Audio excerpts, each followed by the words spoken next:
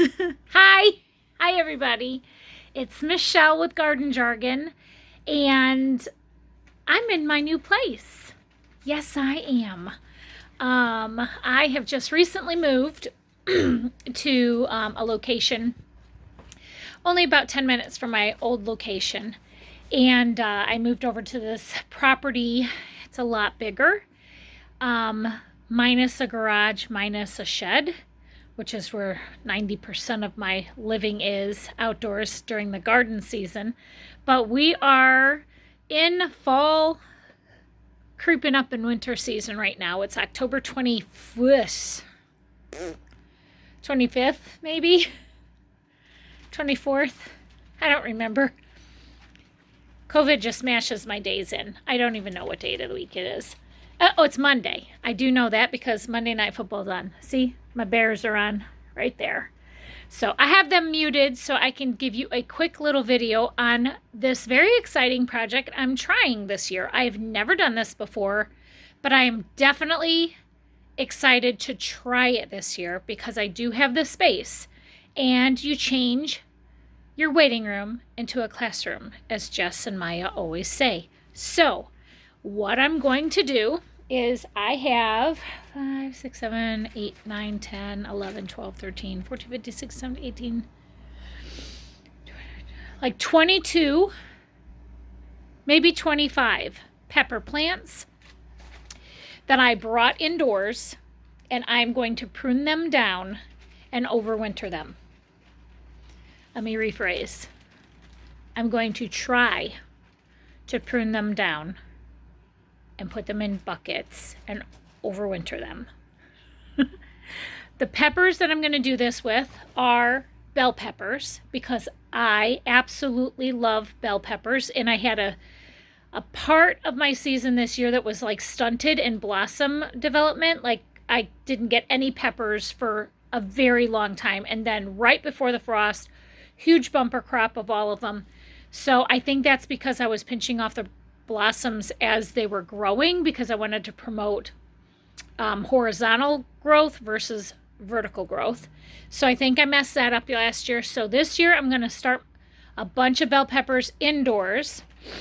Indoors, yes, I'm going to do the seed starts again, but these pepper plants will be able to be planted in the ground and have already a root system and everything. So I'll get a bunch of peppers off of those before the seedlings start developing fruit.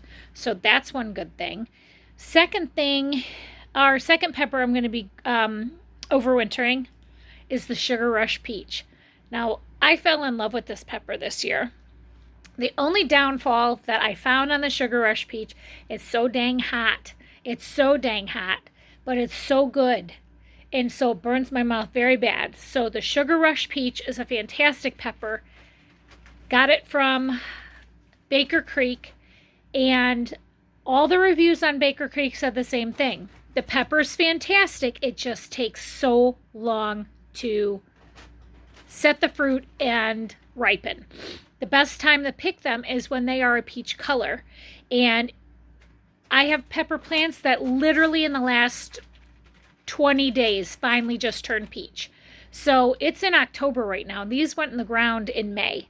So they take a very long time. So I have 1, 2, 3, 4, 5, 6, 7, 8. I have 8 Sugar Rush Peach peppers I'm going to overwinter this winter and see what happens next season. See if they do produce faster than they did this year. And then I have some Violet Sparkle, which is a very pretty pepper and really good in flavor. A couple Tabasco peppers. And, I have a habanero pepper.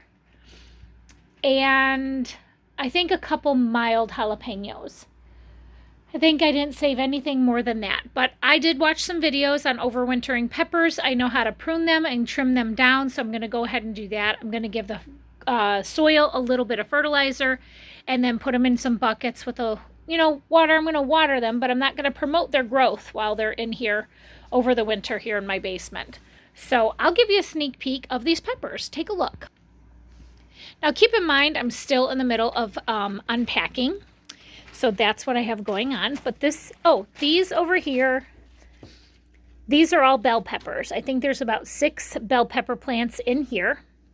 I have all the root balls pulled out. I'm going to put them back in some soil. This is a Tabasco pepper. These 2 plants right here, these are mild jalapeno peppers. You can see obviously they did get some frost damage, but down here is where I'm going to trim them to the V and then to the first set of V's. So they'll be a tall stalk, but I'm going to keep them from growing too much and just overwinter them. And look at all of these Sugar Rush peach peppers. Oh my gosh, Tim from the farm is going to ferment these and make them into a sauce, which he's already done. That one's not good, but he's going to ferment them for us so that we can have some sauce. But they are prolific. These plants were ridiculous. But as you see on the very end, see that one's kind of yellow. These are peach. This one's kind of yellow. That one's peach. So it's October and they still struggled to get fully ripened. Like this is the last one on this one branch and it's yellow versus peach. So you can definitely tell the difference in the color. In this bucket here, it's just the Grand Bell Pepper Mix. Got it from the dollar store. They were struggle bussing all spring as seedlings. They finally popped and gave me a great harvest. So I'm going to go ahead and instead of saving the seeds from the peppers and starting seedlings, I'll go ahead and try to overwinter these. That's my habanero. Obviously, the cold weather has shocked it and all the leaves dropped. But in the last 2 days, I have new growth. So I may just stick this under a light to develop these peppers because I've never grown a habanero pepper before. So maybe I can keep this going indoors under a grow light for a while. And then this is the Violet Sparkle. Obviously, cold damage on the pepper here. But these are stocky little guys. These are stocky little plants, but this is a nice little pepper. Sorry about the focusing. Let's see, there we go. But these are called Violet Sparkle, and they have a really great flavor, very sweet, and little squatty peppers. So I'm going to go ahead, and overwinter those as well. So there's 2 of those in this bucket. And then down here is 4 or 5 more Sugar Rush peach peppers that we pulled out of the garden at the church. So that's what my project is tonight for Monday Night Football. I'm going to step all of these up. The soil I'm using is obviously just some potting mix. I got some compost in there from the kiddie pools that I brought over to my new property. I just scooped it in 5-gallon buckets. I brought it down here. I have tons of 3-gallon buckets. I've drilled holes in the bottom, and I will put them in this room, my grow room. Let's see. Take you in here. Haven't even set it up yet. But these are all the shelves and the legs for all the plywood that I'll stack, because I have all of my fluorescent lighting here that I will just stack on the shelves and have grow lights in here. So that's what I have planned. What I'm going to do is use these shelves right here and make 2 huge shelves pretty far apart, like 3 feet apart, so I can line up all the peppers on those 6-foot racks and put lights on there for them to overwinter them. There's the legs for them right there. But this is my grow room. This is the room that is going to take place of the garage room that I had at my old place that I did all my seed starts and everything in there. So I'll set up a table in here and this will be the room. So that's my plan, Stan. I'll shoot some more of this video as I'm stepping these peppers up. So I just wanted to get started. So wanted to share with you. Again, it's October 20-something. The 25th or 24th, I can't remember, but I wanted to share with you the overwintering these peppers. I've never done it before, so it's just an experiment. I cannot say I've done it successfully until the spring. So we'll see you soon. Take care. Okay, I haven't left you. I'm still here, and I wanted to show you what is happening with these peppers. So the angle of the camera is going to be a little wonky, but I just wanted to share with you what things are looking like. all of the bell peppers, the sweet bell peppers that I brought in, I'm putting them 2 in a 3-gallon bucket and then pruning them down to what I've been watching on YouTube is you prune everything off the plant to the first V, which is this V right here, then to the second V. Well, these are puny and thick, so I just went all the way up. And then this one has knobs until I see my second V, like true V, so I left it like that. So that's what the video is kind of calling for. And same thing happened on this one. So I have my original V, and then I go up and there's 2, which is another V, and 2, and there's kind of like a mutant over here. It's got like a really funky stem coming up, but these were dollar store seeds that grew these peppers, and they produced a lot. They were slow to start, but they worked. So I put 2 in a 3-gallon bucket because we're not promoting root growth. So it's okay if we put them in here. The roots will grow a little bit, and when I put them in the ground, I'll be able to separate a little bit without yanking them apart, because peppers, they like to be planted close together anyway. You can plant 2 bell peppers in 1 5-gallon bucket. So when I dig holes in the ground and transplant these in the summertime, I'll be able to salvage the root system within this 3-gallon bucket in the ground. So next, what I'm going to do is I'll do some another set of bell peppers just like this for you. So again, I have another 3-gallon bucket. I've got my holes in the bottom. I also did some on the sides, you can see there, and then some on the bottom. 2, 3, 4 on the bottom. And then I'm literally taking compost and potting mix that I used to grow lettuces and peas and beans in my kiddie pools this year. So I just took that out of the kiddie pools and put it in these 5-gallon buckets. There's a couple worms in here, but I'll put them in there. And then my bell peppers, as you see, I have 2 root balls. You see a little baby bell pepper right there. I'm going to stick these into the bucket. This root ball is a little too big, so let me kind of break that off a little. Make some room in this bucket for that big old root ball and then the small root ball. Stick that down in there. Now this is exactly what I did with the other ones. So they're good and tight down in there. Then I'm just going to take my scissors. For the love of God, I just moved. I can't find any of my pruning shears anywhere. And I have 70 pairs of them. When I need them for something like this, can never find them. So what I'm going to do is just start cutting off all the leaves, the wiggly leaves that are hanging out.